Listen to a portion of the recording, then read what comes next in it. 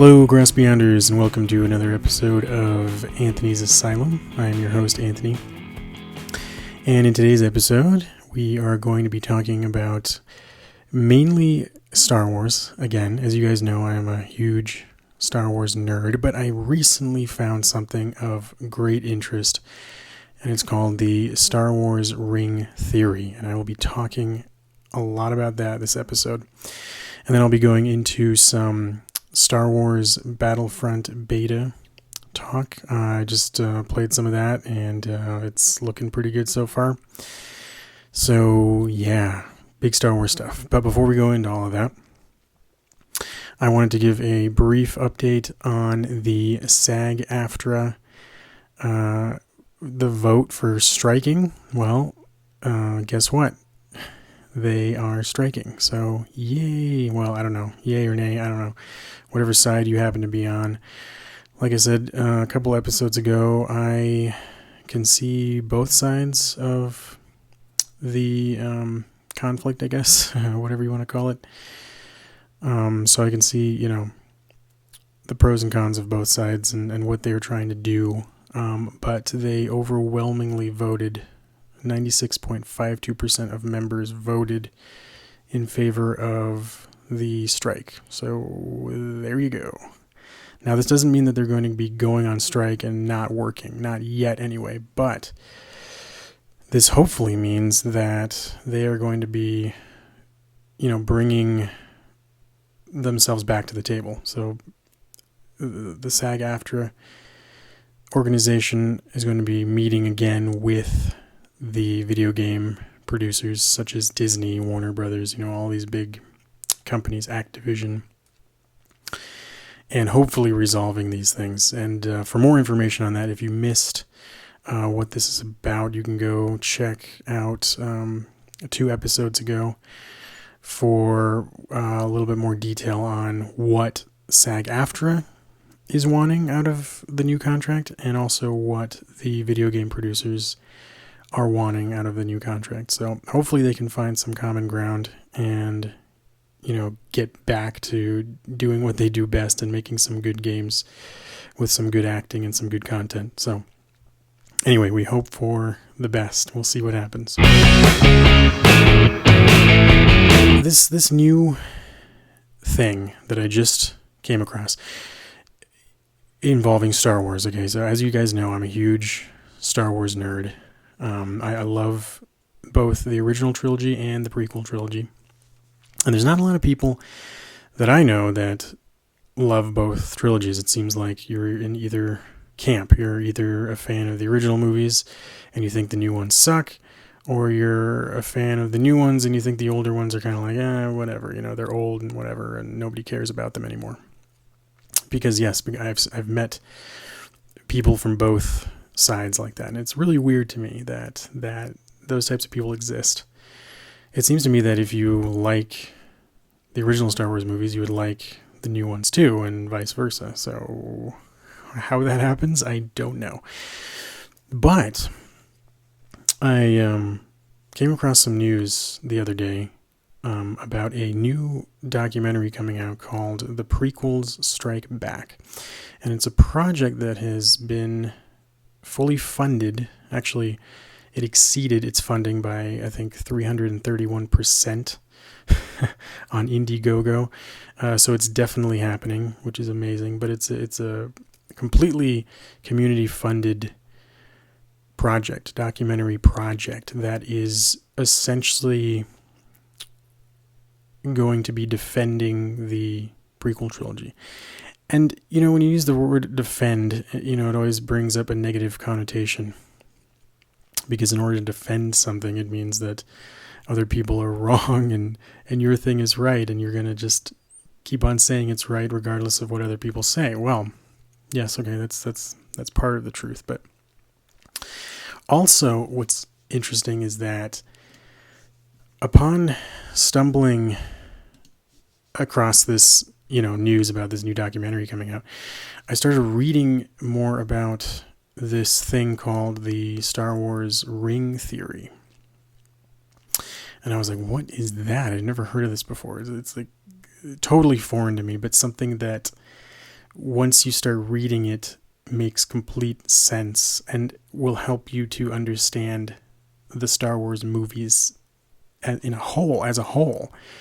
All 6 movies so far. We're not including the 7th one or of the new trilogy that's coming out because we don't know yet what that will entail and what, anybody has in store. We don't know if they have any idea what the Star Wars ring theory is or whatever. Like I said, I didn't know about it until just recently, so just a few days ago. But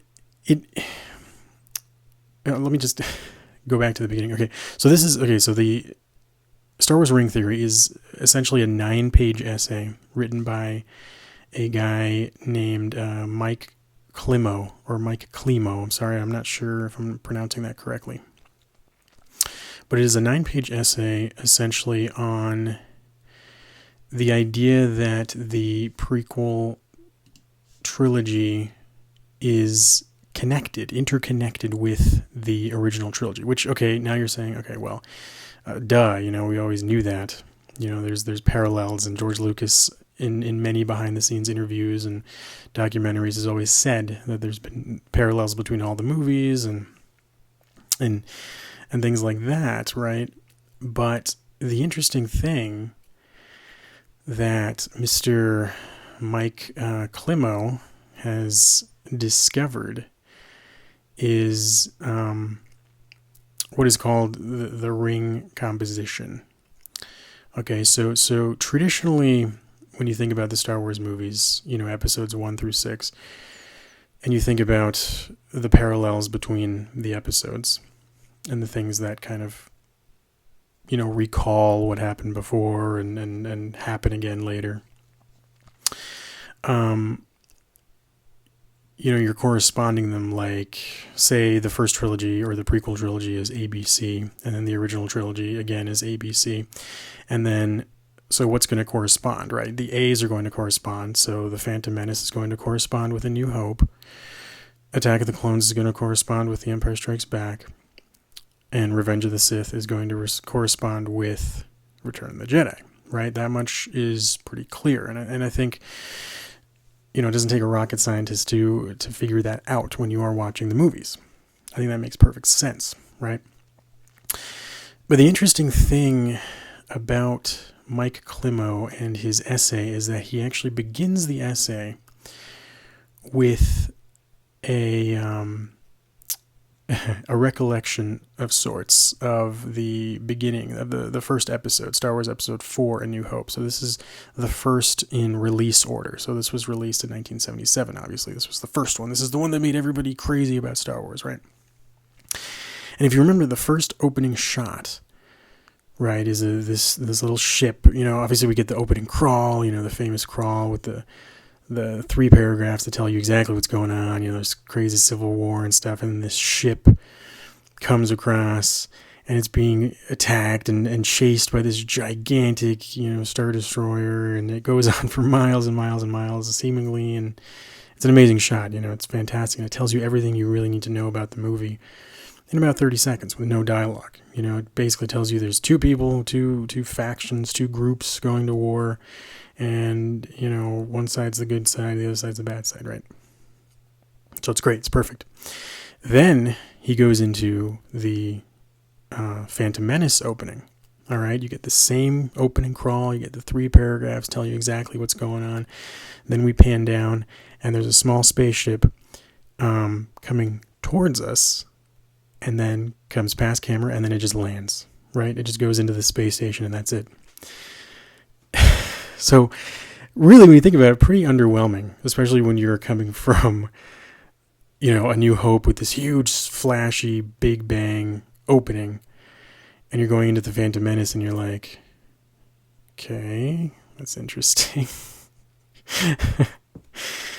Right? And it only goes downhill from there, right? Am I right? No? Maybe? I don't know. Well, this is this is what Mike Climo proposes, right? When you're comparing the Phantom Menace's opening to A New Hope, that's the wrong comparison to make. Okay, it's not the same at all. So he goes into a new theory that says, well, here we go. Those aren't the openings to compare, because the openings you should be comparing are The Phantom Menace with Return of the Jedi's openings. So he goes into Return of the Jedi, and you remember the opening of Return of the Jedi is actually very similar. You see the Star Destroyer in the distance. A small ship, the Imperial shuttle, comes out of the Star Destroyer, flies basically towards the second Death Star, and lands. And that's all that happens. And if you look at his essay here on his website, StarWarsRingTheory.com, he actually gives you side-by-side comparison pictures of the openings, and they are strikingly similar. So yeah, definitely check that. You'll see exactly what I'm talking about with the openings. And the only thing that is different about them is that they are in reverse. So everything that's happening in the Phantom Menace's opening is actually happening from right to left, or from left to right, I'm sorry. And Return of the Jedi's opening is happening from right to left. So really interesting. So this is the way his essay starts. And then you're thinking, wow, this is crazy, right? And then it goes into this huge 9-page thing talking about, yes, of course, we know the fact that the Star Wars movies follow a sort of poetic, stanza pattern. This is what George Lucas has always talked about. And one of the main things that he says, let's see, here he has a quote here that I wanted to briefly get into very quickly is, let's see, where is it? Oh yeah, it was in the beginning, the documentary on the making of Episode 1. Is just kind of a really kind of a throwaway thing that he says. But when you think about it, it's like, oh wow, that's cool, right? He says he likens it to poetry, right? So the different stanzas. He says, instead of destroying the Death Star like Luke, Anakin destroys the ship that controls the robots. It's like poetry. Every stanza rhymes with the last one, right? And so taking that into account, like we said before, the Star Wars movies are going to correspond accordingly, right? So ABC, ABC. So Phantom Menace is A, corresponds with A New Hope. A, Attack of the Clones. B, corresponds with Empire Strikes Back. B, and then Revenge of the Sith. C corresponds with Return of the Jedi. C, okay, and that makes sense, right? But then it poses a very interesting question, okay? So if all of this is just ABC, then why in the heck is the beginning of Phantom Menace a reflection of the beginning of Return of the Jedi? Shouldn't it be more connected to A New Hope? Well, yep, that's where things get really interesting. This is when he introduces the ring composition. Okay, it's an ancient literary device used by scholars. It's actually dates back to the earliest known texts that we know of, from ancient Chinese writings to epic poetry of Homer, so the Odyssey, the Iliad, even to the Bible. Ring composition is pretty much all over the globe. It's a globally used ancient literary device. And it's crazy how this works. It's also called chiasmus. I'm not sure if I'm pronouncing that correctly. It's a simpler form, and he actually references a famous line from one of John F. Kennedy's speeches: ask not what your country can do for you, ask what you can do for your country. So see how that was reversed? The second clause is a reversal of the first, essentially. So what he says is the words are arranged in an A-B-B-A fashion. So you have country, A, U, B, U, B, country, A. Country, U, country. Ask not what your country can do for you, ask what you can do for your country, right? And so ring composition is essentially a large-scale, blown-up version of the same structure. And it's also called, there are many different terms for it. It's also called chiastic structure or inverted parallelism. So now how this relates to Star Wars this is what Mike Climo hypothesizes here, is that the pattern then, instead of ABC corresponding to ABC, it is instead ABC, CBA.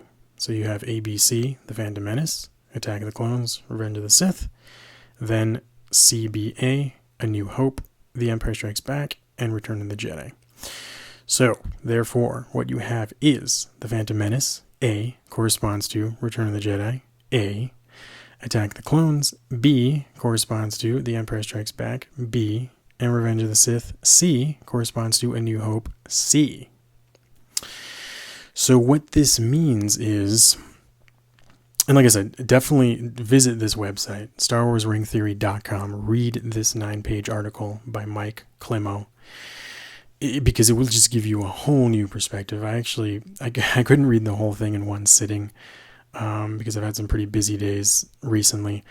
But I spent a good couple of days just like on my phone whenever I had some free time, just sitting down and reading this thing, because it is so good. It is that good. It will keep you entranced and make you think about the Star Wars movies in a whole new way, not just the prequels, but the original films as well. And anyway, like I said, the ring composition basically says that the story that you create has to go back onto itself. Okay, so if you have something like a 3-part trilogy and then another 3-part trilogy, you have to make those parts. So you're starting with A has to lead to B, has to lead to C, and C is typically where the midpoint is, the climax, if you will, of the story. So it's in a descending order, okay?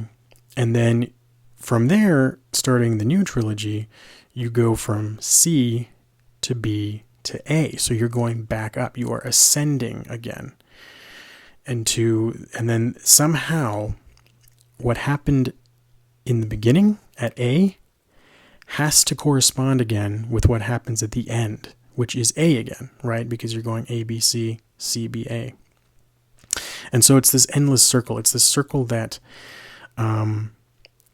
starts, it creates its own themes, everything, and then descends, okay? And then you get to the midpoint, which is the bottom of the circle, and then ascends again, going back to the end, which is also back to the beginning. So when you think in terms of the Star Wars movies, it's exactly what happens. And without going into too much detail, because like I said, his 9-page essay is huge. I mean, it's long, but it's amazing, and you'll get so much out of it, but I don't want to go into all of it in this podcast.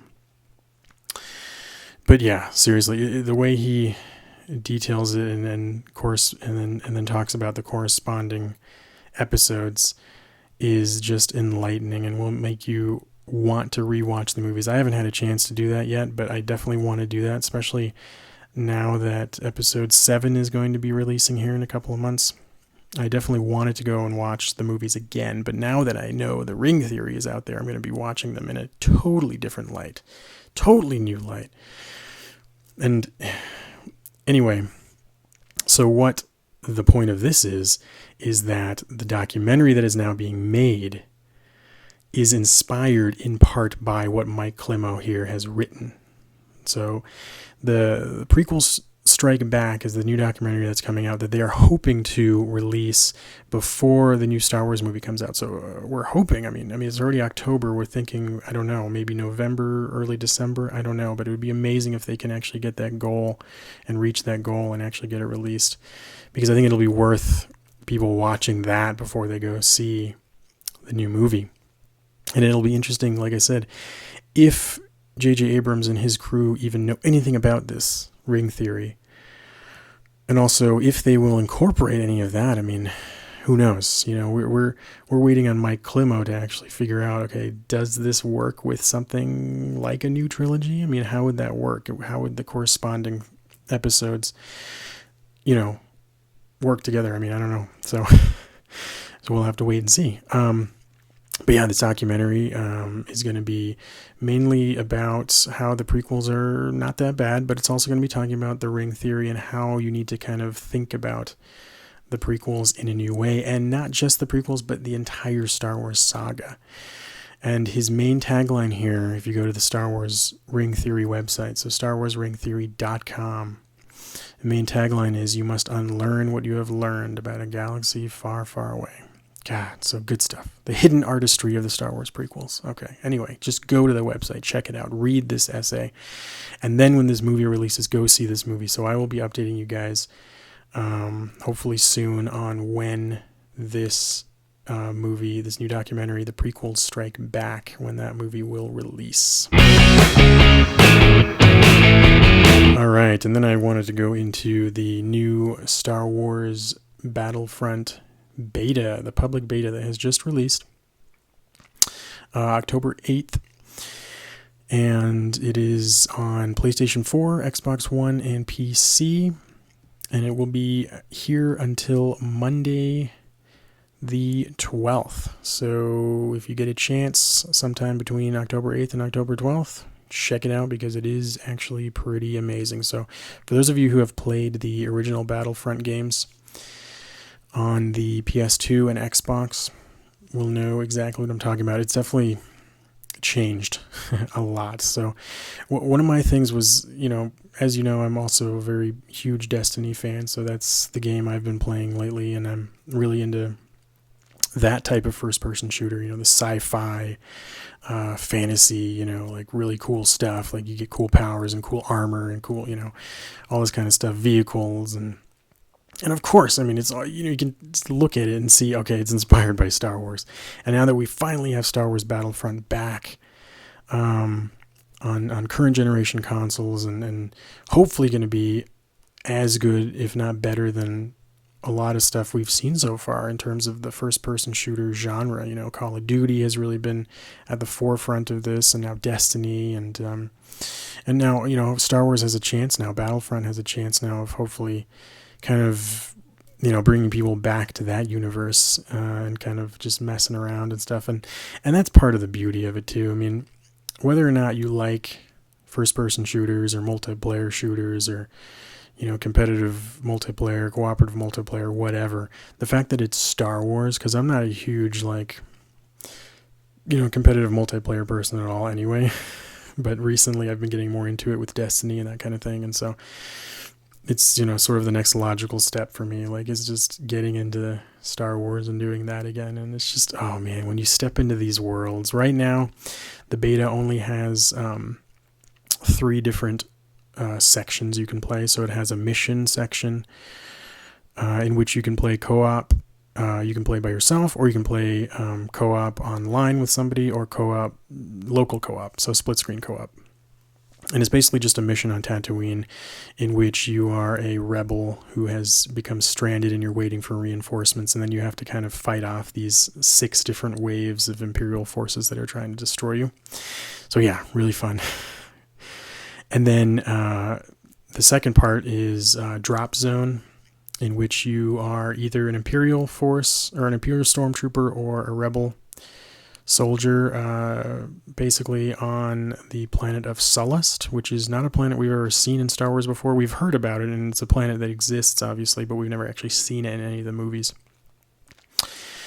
And basically your goal in that is, it's I believe it's 8 versus 8 competitive multiplayer, and you're basically just, it's kind of like capture the flag. So you're finding these escape pods that are jettisoned, and they land on the planet, and then you basically just have to gun for it and defend it and claim it, and then boom. And then I think you have to win 6 of them in order to actually win the match. So pretty fun stuff. And then the really big one, the really exciting one, I think that everyone's going to be excited about, is the Assault on Hoth. So essentially Battle of Hoth from Empire Strikes Back. Huge map.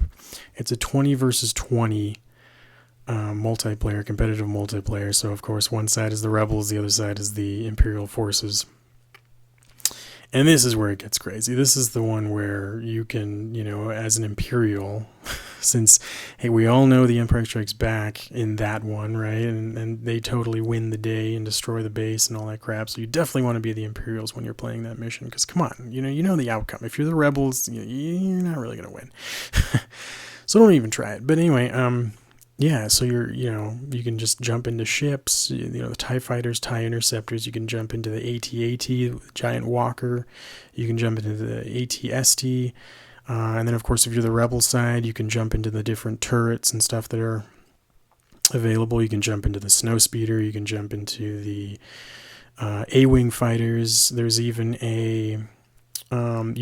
I don't know if you can jump into the Y-wings, but there's a Y-wing orbital strike that you can call in, and then it'll just bombard the AT-AT walkers and stuff like that. So it's just really cool stuff, and it's just mayhem. Like, there's just stuff exploding and ships, like, oh man, like, I can't even tell you how much, like, there's been so many times where I've been playing and there's like these kamikaze ships that'll just come out of nowhere and just like crash into you, and you're like, what? Like, I guess, okay, that's the way you want to play it, fine. But yeah, so far it's been really fun.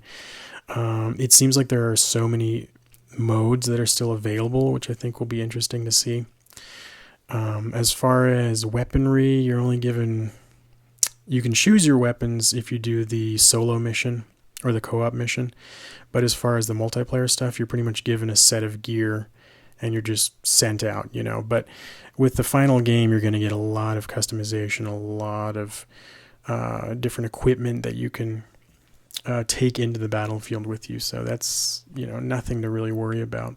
The one thing I would say, and hopefully they take a lot of feedback from this beta. I mean, that's the whole point of a beta, but the one thing I will say is I don't really like the vehicle combat, the vehicle controls at all, especially the ships. Like, the ships to me are just like, I don't know what they did. I mean, it takes some getting used to, and then when you do, it's kind of like, okay, it kind of works, but at the same time, they don't feel as tight as they should. The first person shooting is great, and the graphics are amazing. I was blown away by when I booted it up, and I was like, whoa, this looks like I'm actually on Tatooine, or this looks like I'm on Hoth. I mean, Hoth especially. I mean, you look at the snow, and your little trooper or whoever you are leaves these little prints in the snow, and the snow is like blowing, and you can see the powder blowing, and you can see the little ice crystals on the snow glistening in the sun. It's just, it's amazing.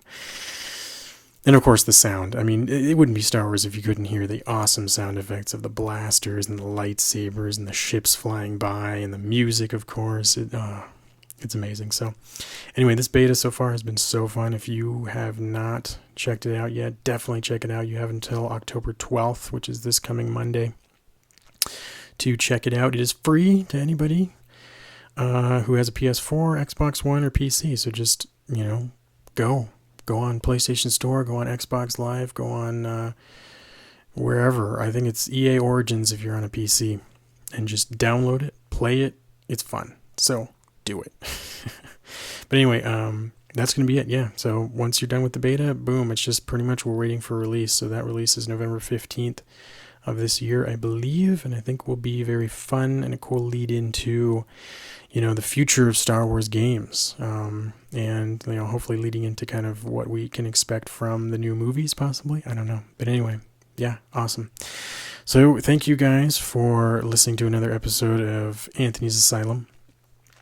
Anthony's Asylum releases every Friday on YouTube, SoundCloud, iTunes, and my Patreon page. If you'd be so kind to visit my Patreon page, I would definitely appreciate it. It is a way for people like you to commission artists like me to give your patronage to help us out, and so that we can keep creating the things that we love to create. And in my case, that's videos and movies and that kind of thing.